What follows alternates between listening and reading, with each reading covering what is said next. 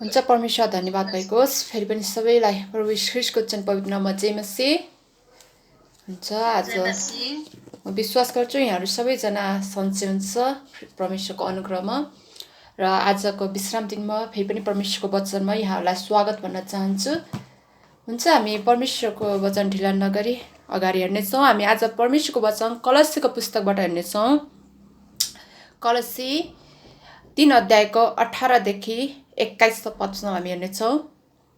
कलसीको पुस्तक 3 अध्यायको 18 देखि 21 पदसम्म हामी हेर्नेछौँ।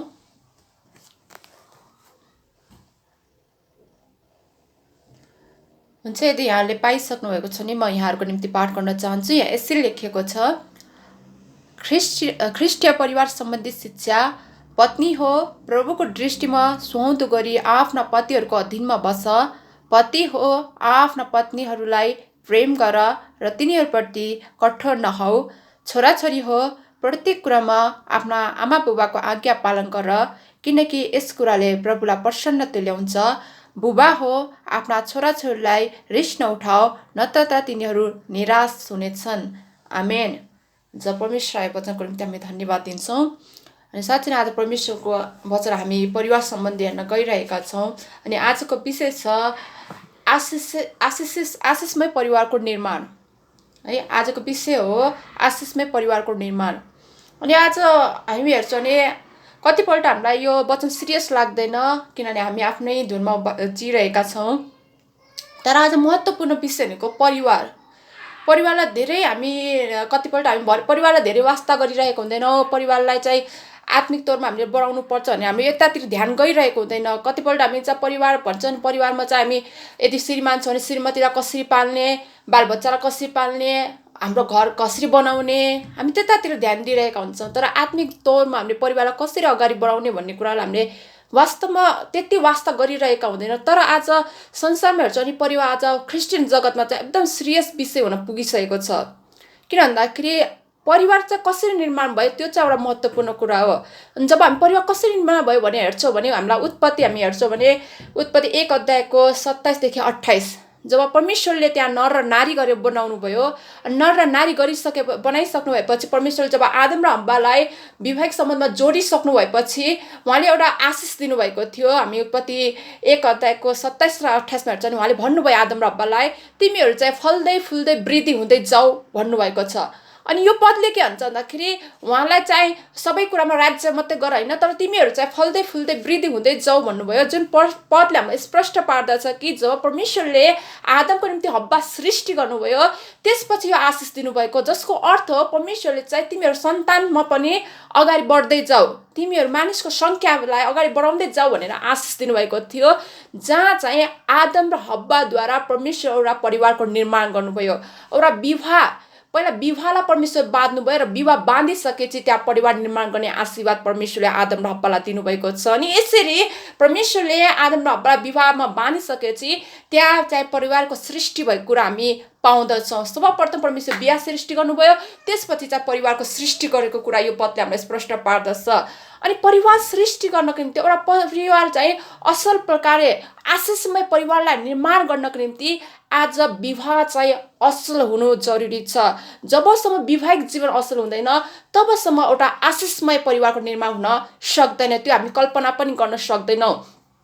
अनि त्यो आशिषमय परिवारको निर्माण हुनुको निम्ति विवाह असल हुनु पर्यो। विवाह भनेको त के हो त?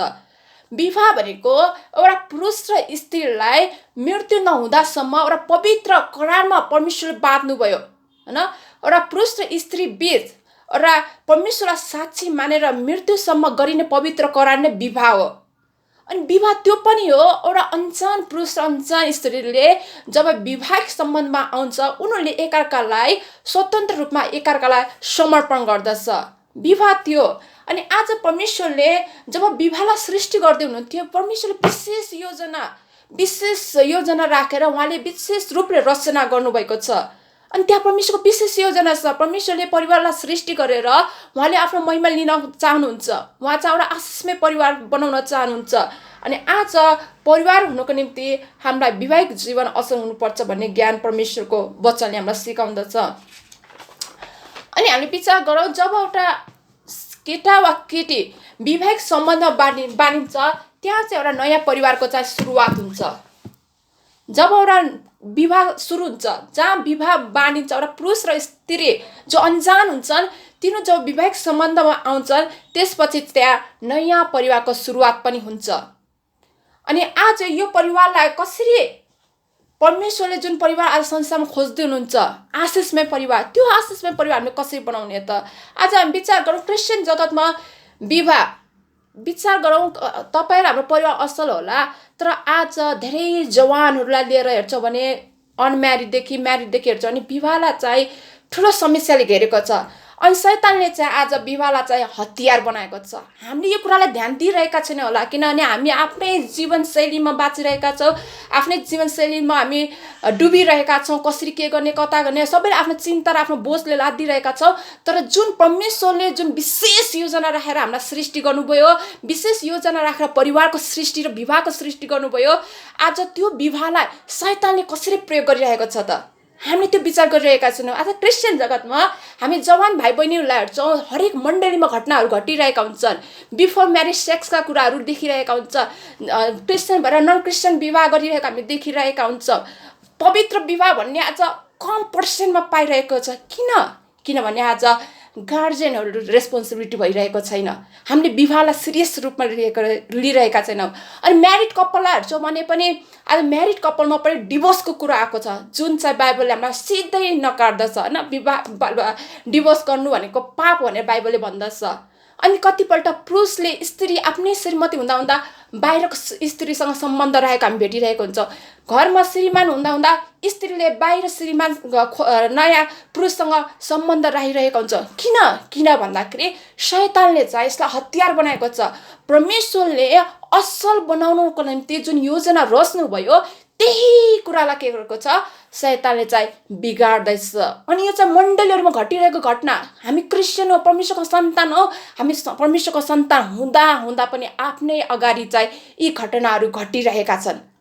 तर हामी रेस्पोन्सिबिलिटी भइरहेका छैनौँ, हामीले यो कुरालाई सिरियस रूपमा लिइरहेका छैनौँ। तर परमेश्वरको वचनले भन्दछ विवाह पवित्र हो र विवाहद्वारा नै एउटा आशिषमय परिवारको निर्माण हुँदछ। अनि एउटा आशिषमय परिवारको निर्माण गर्नको निम्ति आशिषमय विवाह जीवन चाहिन्छ। अनि त्यो विवाहलाई असल बनाउनको निम्ति हामीले के गर्नुपर्छ भनेर बाइबलले तपाईँ र मलाई परमेश्वरको वचनले विशेष सिद्धान्तहरू हामीलाई दिनुभएको छ।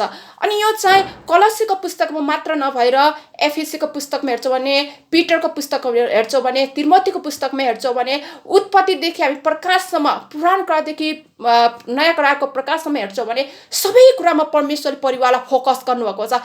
किनभने परिवार एउटा यस्तो केन्द्र हो जहाँबाट परमेश्वरको सेवकाईको यात्रा पनि सुरु हुन्छ। यदि परिवार असल छैन भने त्यहाँ व्यक्ति असल हुँदैन, र व्यक्ति असल छैन भने परमेश्वरको सेवकाई असल हुन्छ वा परमेश्वरको राज्य सही प्रकारले विस्तार हुन्छ भन्ने कुरा हामी कल्पना पनि गर्न सक्दैनौँ। त्यसकारण परमेश्वरको राज्यमा तपाईँ र मलाई परमेश्वरले यहाँ चाहिँ उहाँको जीवित गवाई दिनको निम्ति हामीलाई यहाँ राखिराख्नु भएको छ। हामी विचार गरौँ हामी यहाँ किन छौँ भन्दाखेरि हामी खान पाउन वा इन्जोय गर्न सही प्रकारले बाँच्न पाए हुन्छ भन्ने कुराको लागि मात्रै परमेश्वर तपाईँलाई मलाई यहाँ राख्नु भएको छैन। तर परमेश्वरको जीवित गवाई दिनको निम्ति तपाईँ र मलाई परमेश्वरले यहाँ राख्नु भएको छ। हामी परमेश्वरको निम्ति जिइरहेका छौँ भने आज हाम्रो वैवाहिक जीवन, हाम्रो परिवार चाहिँ असल हुनुपर्दछ। किनभने हाम्रो परिवारले नै एउटा समाज निर्माण हुन्छ, एउटा समाजले राष्ट्र निर्माण हुन्छ, र क्रिस्चियन जगतमा एउटा असल परिवारले असल मण्डलीको निर्माण हुन्छ। यदि हाम्रो जीवन, हाम्रो वैवाहिक जीवन, हाम्रो परिवार असल छैन भने त्यहाँ मण्डली पनि असल हुन सक्दैन, र समाज पनि असल हुन सक्दैन, राष्ट्र पनि असल हुन सक्दैन। र दुष्टले आज यही परिवारद्वारा परमेश्वरको राज्यलाई बिथोल्ने काम गरिरहेको छ। अनि यो हाम्रो लागि च्यालेन्ज, हाम्रो लागि चुनौती हो कि तपाईँ र मैले हाम्रो परिवारलाई, हाम्रो वैवाहिक जीवनलाई कसरी असल बनाउने त? अनि आज कलसीको पुस्तकमा पावलले तपाईँ र मलाई केही परमेश्वरको वचनबाट कसरी आशिषमय परिवार बनाउने त भन्ने सिद्धान्तहरू दिनुभएको छ। अनि पहिलो सिद्धान्त यो हो कि पत्नी हो प्रभुको दृष्टिमा सुहाउँदो गरी आफ्ना पतिहरूको अधीनमा बस्छ। पहिलो सिद्धान्त परमेश्वर के भन्नुहुन्छ भन्दाखेरि पत्नी हो आफ्ना पतिको अधीनमा बस्छ भनेर आज्ञा दिनु भएको छ। अनि यो चाहिँ धेरै महत्त्वपूर्ण छ एउटा वैवाहिक जीवनमा। विवाहलाई असल प्रकारले परमेश्वरले भने जस्तै सुन्दर विवाह बनाउनको निम्ति आज हरेक पत्नीहरूलाई चाहिँ पतिको अधीनमा रहने आज्ञा चाहिँ परमेश्वरले दिनुभएको छ। अनि आज हामी श्रीमतीहरू चाहिँ पतिको अधीनमा कसरी बस्ने त? बाध्यता। कतिजना चाहिँ बाध्यताले बस्छ। ओहो, यो त हाम्रो नेपालको कल्चर हो, हामी चाहिँ पतिको अधीनमै बस्नुपर्छ भने हामी त्यो विचारले पतिको अधीनमा बस्न खोज्दछौँ। यदि तपाईँ र म चाहिँ पत्नी भएर पतिको अधीनमा बाध्यताले बस्न खोज्दैछौँ भने तपाईँ र हाम्रो वैवाहिक जीवन चाहिँ कहिले असल हुन सक्दैन। कतिपल्ट हामी चाहिँ डर र त्रासमा पतिको अधीनमा बस्न खोज्दछौँ। यदि म पतिले भने श्रीमानले भनेको मानेन वा उहाँले भनेको सुनेन भने उहाँले मलाई कुट्नुहुन्छ, मार्नुहुन्छ, यो विचार लिएर हामी पतिको अधीनमा बस्न खोज्दछौँ। यसले पनि तपाईँ र मलाई पतिको अधीनमा कहिले स्वतन्त्र रूपमा बस्न दिँदैन। हामी डरले कतिसम्म पतिको अधीनमा बस्न सक्छौँ र? एक दिन, दुई दिन, तेस्रो दिन पछि फेरि हामी पनि फाइट गर्न सुरु गर्छौँ। तर परमेश्वरको वचनले भन्दछ तपाईँ र म पत्नी भएर पतिको अधीनमा बस्नको निम्ति यो वचन परमेश्वरको हो भनेर विचार गर्नु पर्यो।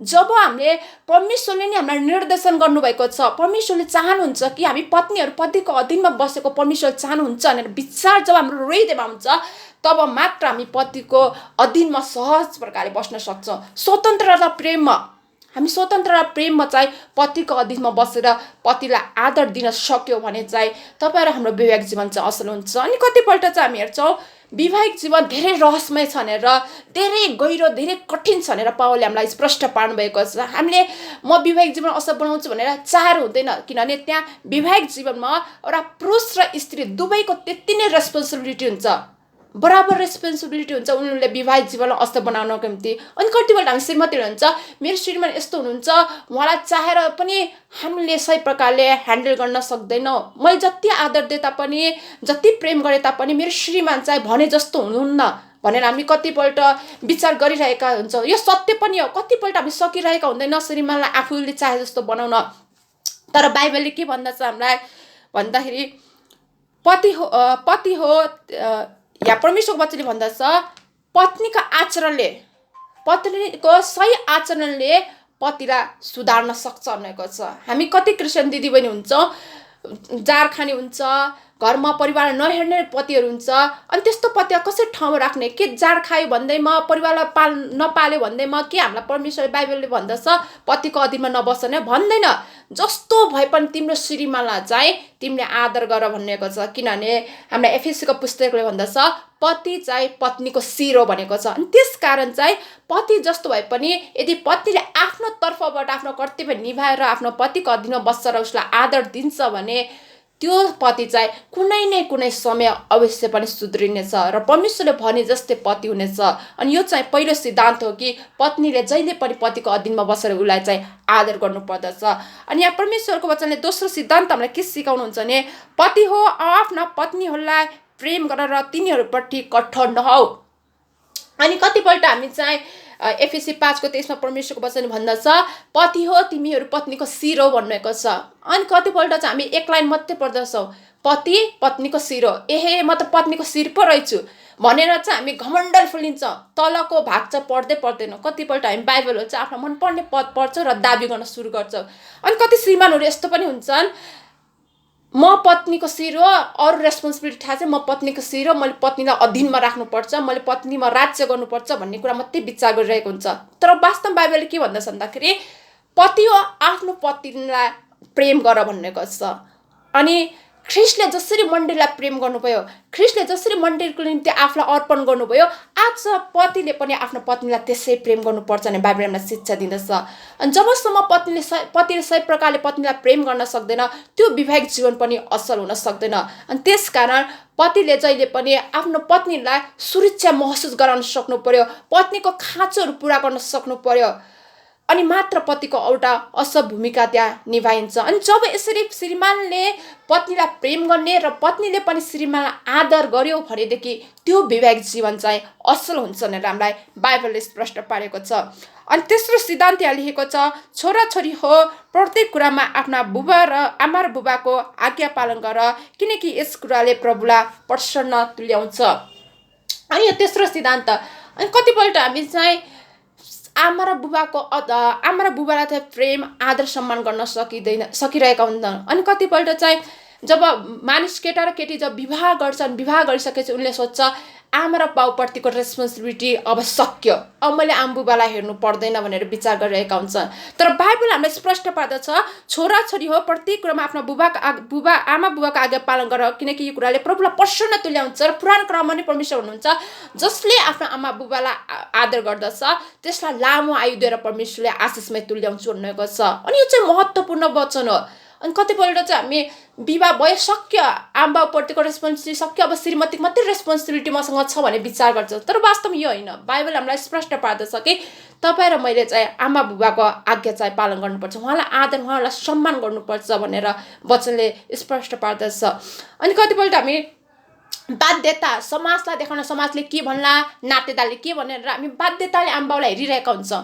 तर परमेश्वर तपाईँ र मेरो हृदय जाँच्नुहुन्छ, हामीले कुन हृदयले आफ्नो आमा बाउलाई सम्मान गरिरहेका छौँ। अनि हाम्रो परिवारमा हामी विचार गर्छौँ भने हाम्रो आमालाई म संसारको धनी आमा भन्छु, किन भन्दाखेरि धन सम्पत्ति भन्दा पनि उहाँको 5 जना छोरा छ, 3 जना छोरी हुनुहुन्छ, 5 जना बुहारी छ, नाता नातिनी अनगिन्ती छ। फेरि पनि उहाँलाई सबैले माया गर्छ, सबैले आदर गर्छ, सबैले सम्मान गर्छन्। अनि मलाई लाग्छ संसारको सबैभन्दा धनी यदि कोही हुनुहुन्छ भने त्यो मेरो सासु आमा। यहाँ सबैका हामी 5 जना बुहारी छ, हाम्रो आमा। किन भन्दाखेरि उहाँलाई छोराहरूले बाध्यताले प्रेम गर्दैन, बुहारीहरूले पनि बाध्यताले प्रेम गर्दैन, तर प्रेम गर्छ आफ्नो हृदयले। किन भन्दाखेरि आज बाइबल हामीलाई त्यही सिकाउँछ, हामीले हृदयदेखि माया गर्नुपर्दछ। अनि हाम्रो आमा चाहिँ संसारको धनी आमा हुनुहुन्छ जसले चाहिँ आज सम्पूर्ण सन्तानहरूको माया पाउनुभएको छ। सन्तानले मात्रै नभएर नाता नातिनीको नि माया पाउनुभएको छ। अनि आज माया पाउनु नै सबैभन्दा ठुलो कुरा हो, किनभने संसार यति बिथोलेको छ कि आज छोराछोरीहरूले आमा बाबुलाई वास्ता गरिरहेको हुन्न, उसै पछि आश्रममा गरेर राखिदिन्छ, लात्तीले हानेर घरबाट निकालिरहेको छ। अनि यो कुरा चाहिँ परमेश्वरले चाहनुहुन्न। यदि हामी भावीमा अगाडि चाहिँ आफ्नो छोराछोरीले आफूलाई हेरोस् भन्ने चाहन्छौँ भने त्योभन्दा अगाडि तपाईँ र मैले चाहिँ आफ्नो आमा बुबालाई हेर्नुपर्छ भनेर परमेश्वरको वचनले सिकाउँदछ। अनि चौथो सिद्धान्तहरू चाहिँ भने यहाँ लेखेको छ, बुबा हो आफ्ना छोराछोरीलाई रिस नउठाऊ, नत्र तिनीहरू निराश हुनेछन्। अनि त्यसै गरी हामी एफएसीको पुस्तकमा हेर्छौँ भने यहाँ परमेश्वरले भन्नुहुन्छ,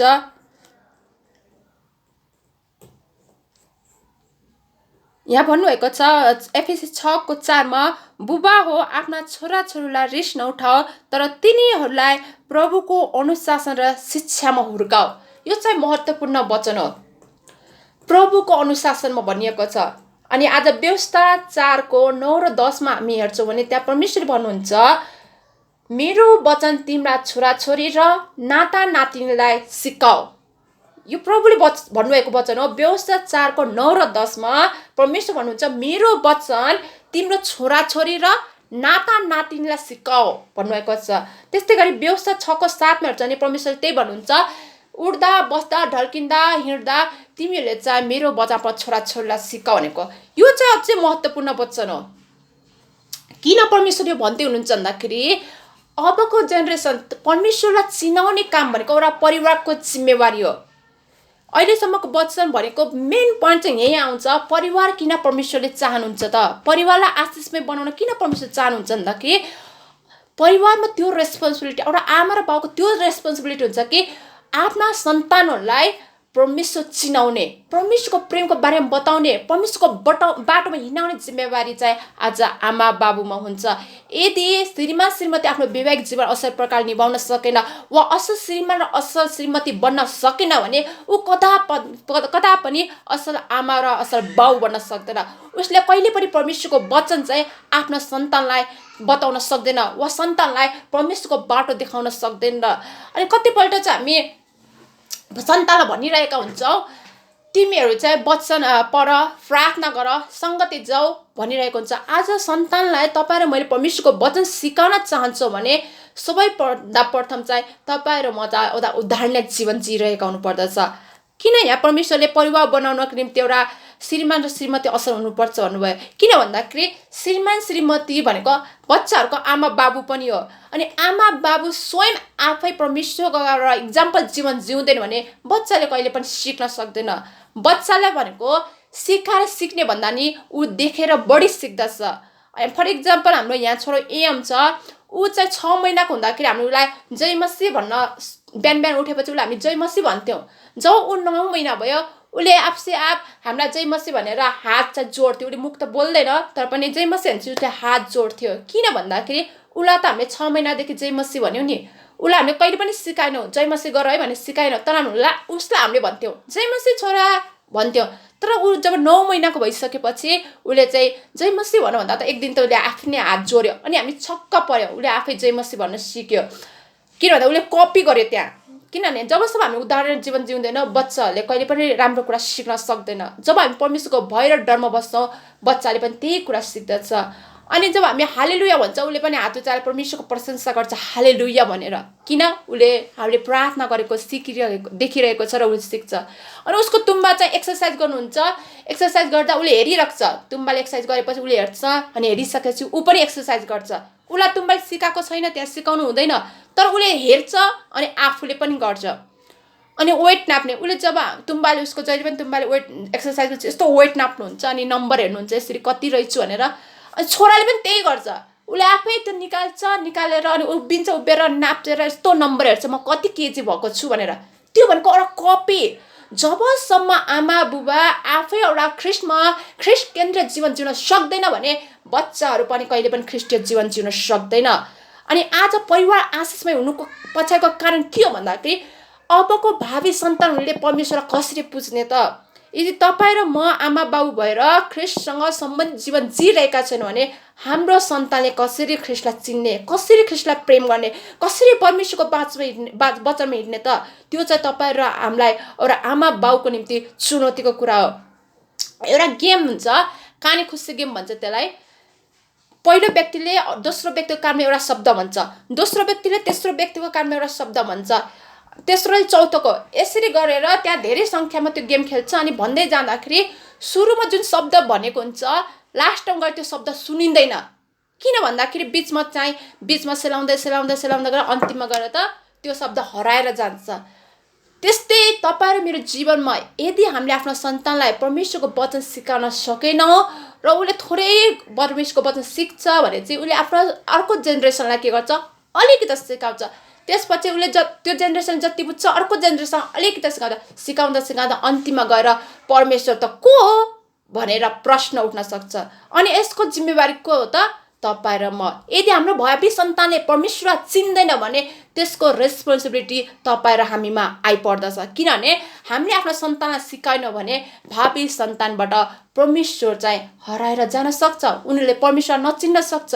त्यसकारण चाहिँ आज सही प्रकारले परमेश्वरको सन्तानलाई हुर्काउन छ भने तपाईँ र म चाहिँ सही प्रकारको जीवन जिएर मात्र आफ्नो बच्चाहरूलाई सही प्रकारले परमेश्वरको वचनमा हुर्काउन सक्छ भनेर परमेश्वरको वचनले हामीलाई शिक्षा दिनुहुन्छ। अनि त्यसकारण हामीले हाम्रो सन्तानलाई प्रार्थना गर्न हुन्छ कि वचन पढ्न हुन्छ कि सन्डे स्कुल हुन्छ कि मण्डली हुन्छ त्यहाँ जानको निम्ति सिकाउने जिम्मेवारी आज परमेश्वर तपाईँ र मलाई दिनुभएको छ। अनि कतिपल्ट चाहिँ हामी छोराछोरीको आमा बाउलाई धेरै चिन्ता हुन्छ। अनि आमा बाउले सोध्छ म मेरो बच्चालाई के खाना दिउँ, उसलाई के मनपर्छ, मिठो खाना दिन पाए हुन्थ्यो। अझै कतिपय बाउले त बाहिरबाट आउँदै हुनुहुन्छ जबबाट भनेर चाहिँ ओहो मेरो छोराछोरीलाई चक्लेट चाहिन्छ भनेर चक्लेट पनि किनेर ल्याउनुहुन्छ। अनि कतिपल्ट ओहो आमा छ भने मेरो छोरीलाई राम्ररी देख्नलाई निम्ति म कस्तो कपडा किनिदिने होला भनेर अझै त अनलाइन सिस्टम पनि छ, अनलाइनमा रिसर्च गर्छन्, कहाँ पाउँछ रिसर्च गर्छन्, छोरालाई कस्तो जुत्ता किनिदिने हो, फुटबल सुज कस्तो किनिदिने हो। ओहो हामी धेरै कुरा सोध्छौँ संसारिक कुराको निम्ति, तर कहिले तपाईँ र मैले आत्मिक जीवनलाई कसरी सजाउने भने विचार गरेका छौँ त? हामी विचार गरौँ कतिपल्ट चाहिँ हामीले छोराछोरीलाई परमेश्वरको वचन हिँडाइरहेका छौँ कि छैन, वा मेरो छोराछोरी परमेश्वरसँग कतिको कनेक्टेड छ कि हामीले विचार गरेका छौँ त? यदि छैन भने हामीले हाम्रो रेस्पोन्सिबिलिटी पुरा गर्नुपर्छ। उनीहरूलाई चाहिँ परमेश्वरको बाटोमा देखाउने जिम्मेवारी तपाईँ र मलाई दिनुभएको छ। अबको भावी सन्तान वैवाहिक जीवनको निम्ति कतिको प्रिपेयर छ। हाम्रो अगाडि धेरै जवानहरू छ, उनीहरूले आफ्नो जीवन कसरी बिताइरहेका छन् त्यो पनि एउटा तपाईँ र मेरा छोराछोरी छन् भने उनलाई विवाहको निम्ति कतिको उनी प्रिपेयर भइरहेका छन्। यदि नन क्रिस्चियनसँग गइरहेछ कि बिफोर म्यारिड नै आफ्नो सम्बन्ध बिगारिरहेका छन् कि यो सबै जिम्मेवारी चाहिँ एउटा आमा बाउको हुन्छ। सही प्रकारले विवाह के हो, विवाहलाई कसरी जीवन जिउन्छ भने सबै कुराको सही प्रकारले उनलाई डराउने काम चाहिँ आज परमेश्वरले आमा बाबुलाई दिनुभएको छ। अनि त्यस कारण परमेश्वरको वचनले भन्दछ आज हामी आशिषमय परिवारको बनाउनको निम्ति तपाईँ र मेरो वैवाहिक जीवन असर हुनुपर्दछ र छोराछोरीलाई परमेश्वरको मार्गमा देखाउने काम चाहिँ आज परमेश्वरले हामीलाई दिनुभएको। अनि त्यो जिम्मेवारी हामी सही प्रकार निभाउनु पर्दछ। अनि जब परिवार आशिषमय हुन्छ परमेश्वरले चाहिँ त्यहाँ शान्ति र आनन्दले प्रशस्त आशिषले भर्नुहुनेछ। हुन्छ परमेश्वरको वचन प्रायबाट हामीलाई प्रत्येकलाई आशिष भएको होस्। हस् त जय मसीह।